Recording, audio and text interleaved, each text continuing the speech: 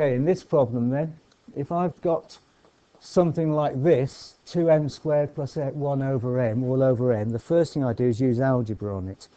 And I remember that if I've got one number underneath in the fraction, I can actually split this into two fractions, 2m squared over m plus 1 over m.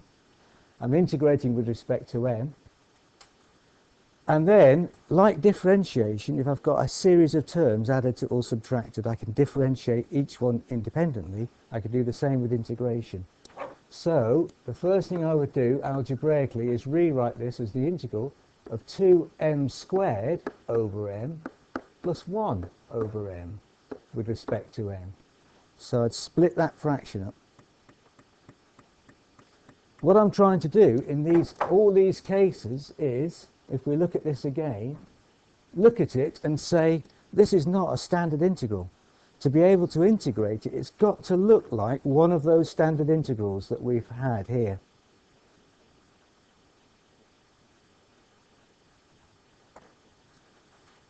As we'll see, all the integration techniques we look at for the rest of this year and next year are about getting our integral to look like one of these standard integrals that we can then integrate. So we use this table to integrate, and it's all about getting our original problem to look a bit like one of those standard integrals. That's what we're doing.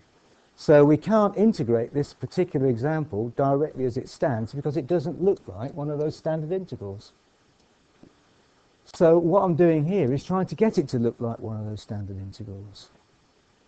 Now if we look at this first fraction, I can see I've got m on the bottom and m squared on the top, so I can cancel out the m on the bottom with one of the m's on the top.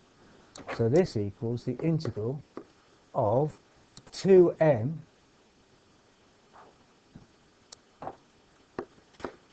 plus 1 over m dm. So suddenly it's become something that looks much more straightforward. I've used algebra to get to that point.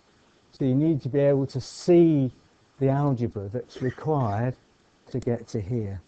And it's the same for differentiation and integration. The problem is not the integration, that's just following these little standard rules. The problem is the algebra about it, to be able to get it to a place where we can use it. So now I effectively am integrating each of these separately. I integrate each term separately.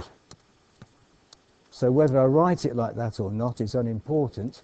I can jump straight from here to the next step, but what I'm effectively doing is integrating that and then integrating that. And that's just a rule. The first one is an example of the first rule, because in this one the power of m is just 1. So add 1 to the power, divide by the new power.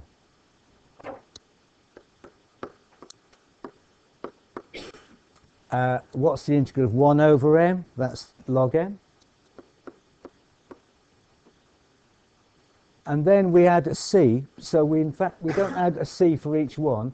We just consolidate all our c's into one c and just put constant at the end. So we get that. And then we try and tidy up. I see 2's cancelled in the first term. So we're left with m squared plus log m plus c would be the answer. So using algebra means in the end it turned out to be quite a straightforward integral.